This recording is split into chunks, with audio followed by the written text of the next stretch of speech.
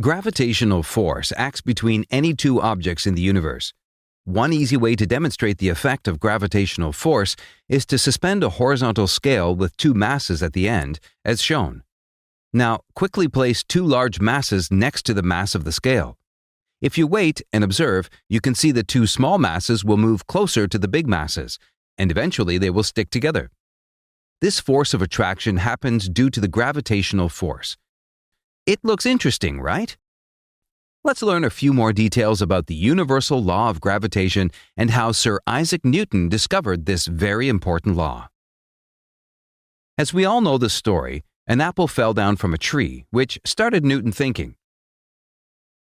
Let's assume there is one more apple tree that is far away from the current tree, and an apple falls from it as well, as shown.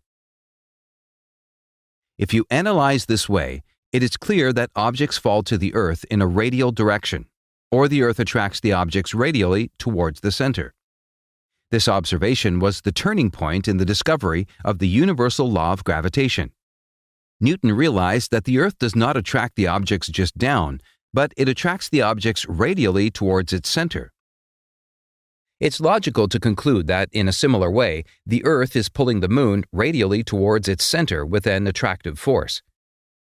Similarly, the Sun as well is attracting the Earth towards its center with a certain force. Now let's move away from these rounded objects. With the same logic, this car will attract this book towards its center of mass. Similarly, this book will attract this car towards its center of mass with a certain force. According to Newton's third law of motion, these two force values should be equal. In short, all the objects in the universe attract each other with a certain force. This is the universal law of gravitation. Now, the next challenge.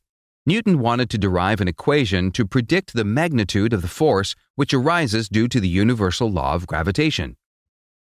Newton's intuition told him that the effect of gravitational force would dilute with distance. But to what extent? To get an answer for this question, he looked at the Moon. The Moon is also attracted to the Earth due to the same gravitational force. However, the Moon doesn't fall to the Earth because the centripetal force required for the Moon's circular motion is supplied by the gravitational force. People at that time already knew the Moon's angular speed and the distance between the Earth to Moon. Based on this force balance idea, Newton calculated the centripetal acceleration of the Moon. The force acting on the apple near to the Earth's surface can be easily calculated by measuring the apple's acceleration. The value of this acceleration is 9.81 meter per second squared. Newton compared these two acceleration values with the distances from the center of Earth. Can you spot any connection between these four numbers? If so, congratulations! Anyway, Newton was able to find out a definite connection between these four numbers. Divide the acceleration values. Now, take the square of the distances and divide. Surprise! The resultant values are very close. This means the gravitational force is inversely proportional to the square of the distance between the center of the objects. What a brilliant deduction! The next question is, do the objects' respective masses have any connection with gravitational force between them? Newton had already derived the equation for an object's acceleration during this period, and it is a common observation that when the force arises due to gravity, the value of acceleration does not change based on an object's mass.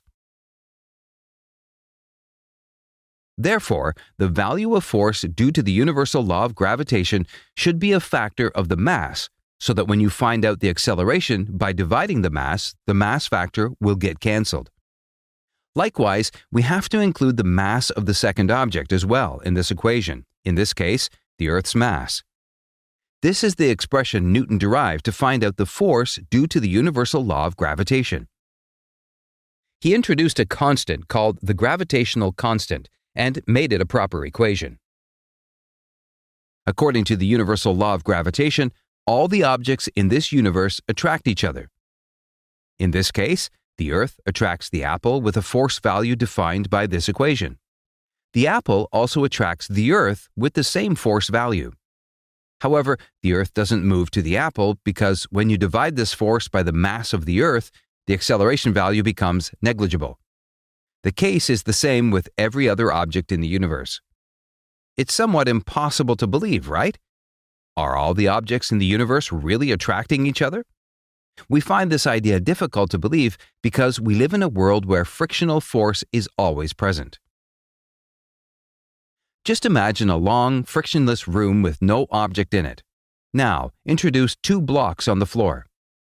If the frictional force between the object and floor is 0, you would see the blocks move toward each other due to the gravitational force and finally collide.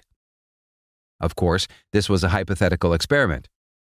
A more realistic experiment to visualize the effect of gravitational force would be placing 2 heavy balls near a hanging 2-ball arrangement. If no objects are near them, you'd observe that slowly the small balls would move to touch the larger ones. Even though Sir Isaac Newton derived the equation for the universal law of gravitation, he didn't find out the value of g. Many years later, an English scientist named Henry Cavendish came up with a clever idea to determine the value of g. His experiment was very similar to the example we saw earlier. The only difference is that his setup was able to attain a balance force between the force due to gravity and the string's torsional force. You can see clearly that when the torque produced by the torsion of the spring is the same as the torque due to the gravitational attraction force, the balls balance. Using this twisted angle at the balance as an input, Cavendish calculated the value of g for the first time, that too quite accurately.